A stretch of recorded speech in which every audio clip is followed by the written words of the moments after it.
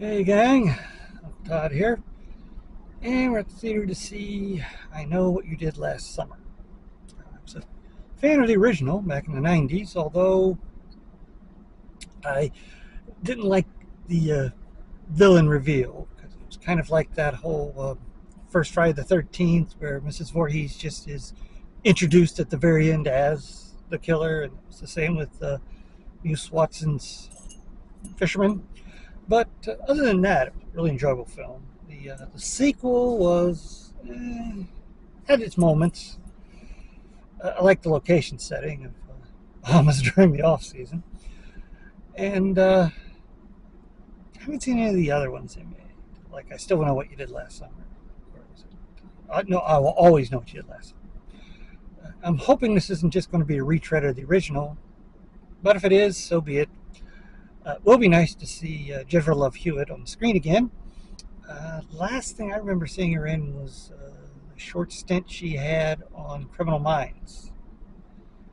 So, yeah, I don't keep up with everything. So I'll tell you what I think when I get back. Okay, we are back.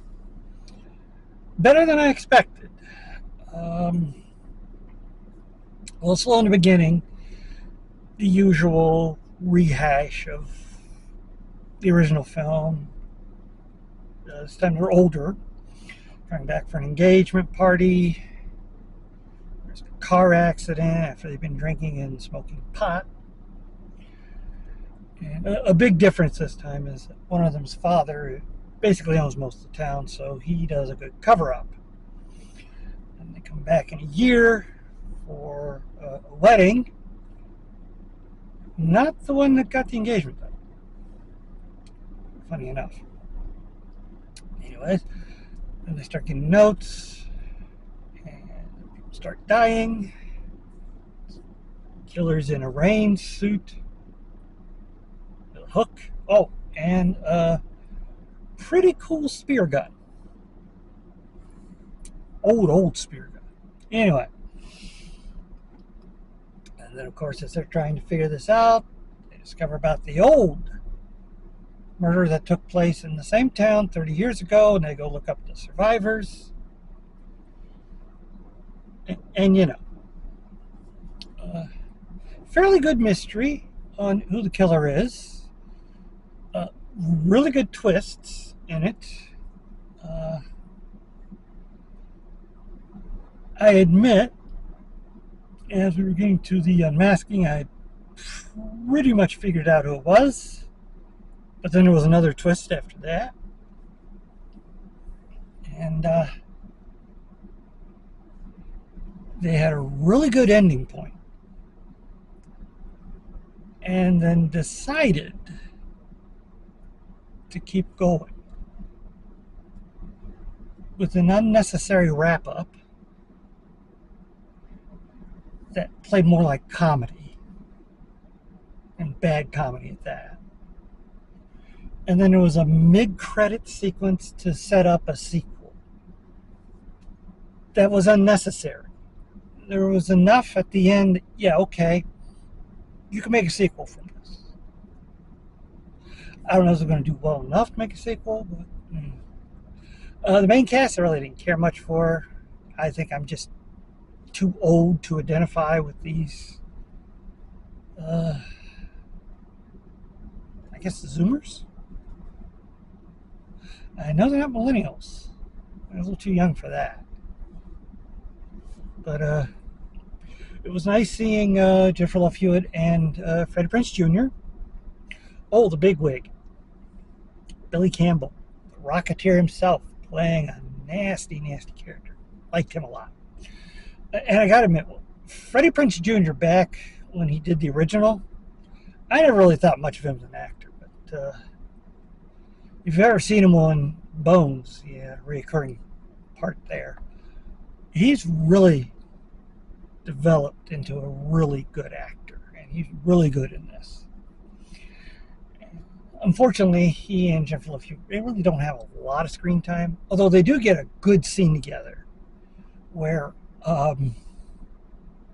they show that because in the movie they were married but now divorced, and you can kind of see they have this one argument in it where you can see that the trauma from the first two films is still causing problems. As trauma does.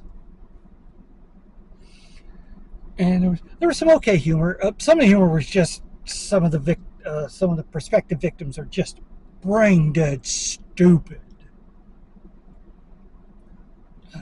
But best joke for me was when one of them suggested, "Hey, why don't we just get on my boat and we'll go to the Bahamas for a few days, and we'll escape this person."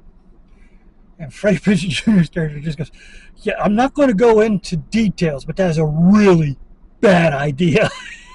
Because if you remember, the second film was set in the Bahamas. Good joke, good callback.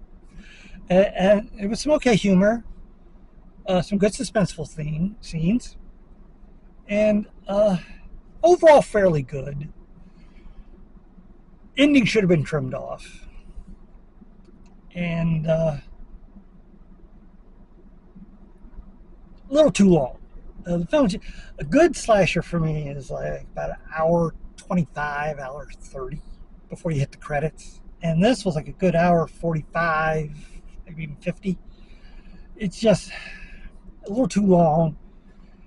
And the extra time wasn't really used for anything. No character, no additional red herrings or anything. But overall, okay. It's not like the Scream films, which, as they've been going along, they have been pretty good throughout, with some interesting plot changes to keep things up to date and fresh. This is, again, very much a retread. Although I did like the one character of the podcaster who came to do a podcast on the original murder. She was an interesting character. And there was an interesting bit with the main, the final girl, in which the guilt over what's happened, when she returns, she's gotten this hang up where in intimate moments she has to include pain. She has to be punished during it, as if she cannot enjoy something pleasurable because of something bad she's done, and she has to incorporate that in. As an interesting thing, but they really don't go anywhere with it. It's just something that pops up, and I thought that was an interesting thing, but they didn't really. It was just there for, I guess, the reason to get the guy and the girl to separate so one of them can get taken out. Anyway, that's about it for the film. It's enjoyable. Might want to wait for streaming on this, but other than that, yeah. Please hit like, share, subscribe, and I'll see you next time.